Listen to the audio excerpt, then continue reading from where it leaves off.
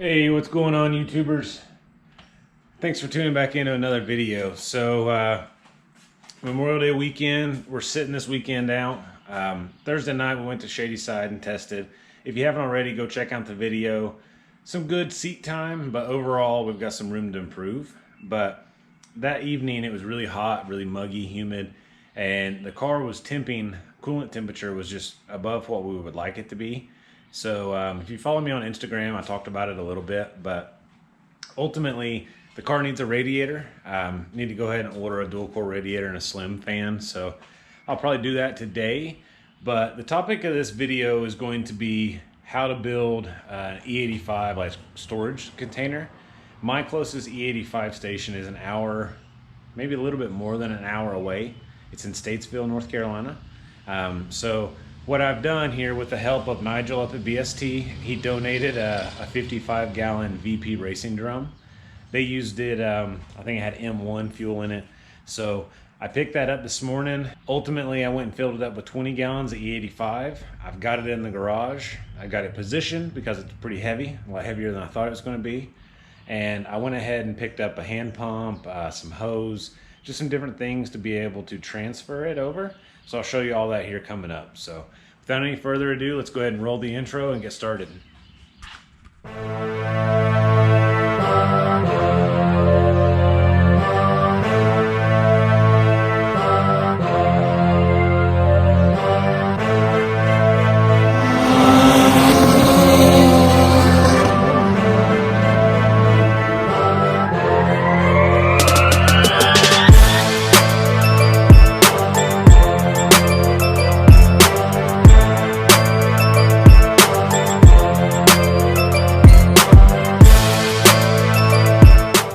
So to get everything started, you need a drum.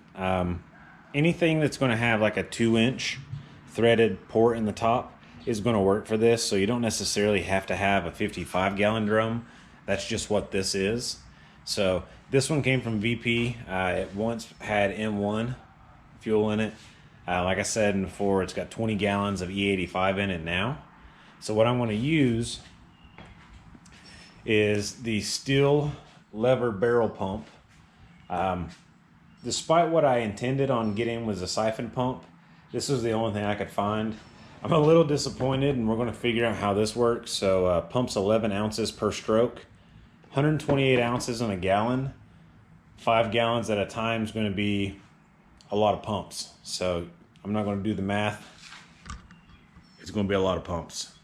But this is what the pump looks like.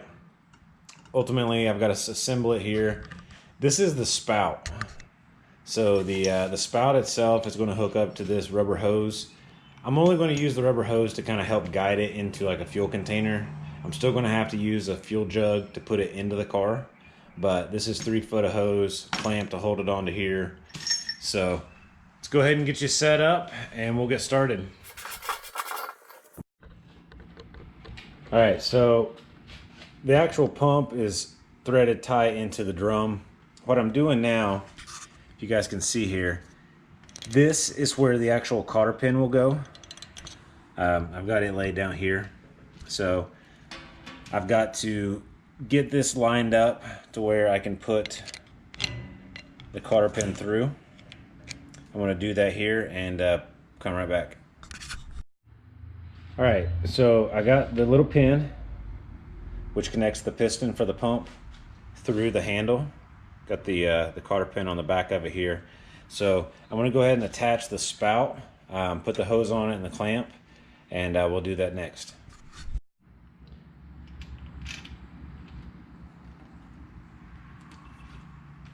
Getting the gasket all situated here in the end of this.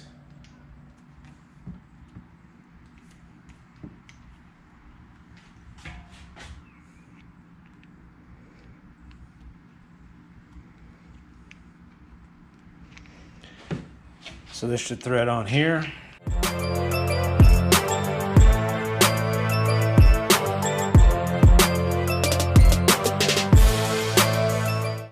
All right. So 3 foot of hose will put us down below where we need to be. So that should work out great. Ultimately, it's time to test it. All right, so this is the first test. Hose is down in the bucket. Let's see what happens.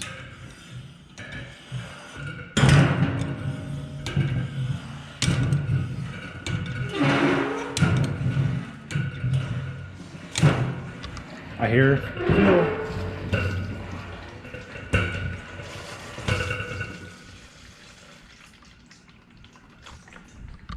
Well, I'll be doggone, it actually worked. All right, so there we have it. Ultimately, it works. I've got to figure out how many pumps I'm going to need per se for a tank of fuel, but go ahead and get some pumped out because I'm going to need to go ahead and put it in the car anyway.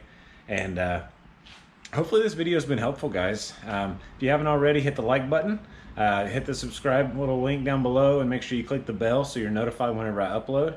And we'll catch you in the next video. Should be some more racetrack stuff to come this week. A lot of new camera gear I'm testing out, so don't hesitate to follow me on Instagram and let me know what you think of the content. Appreciate it, guys.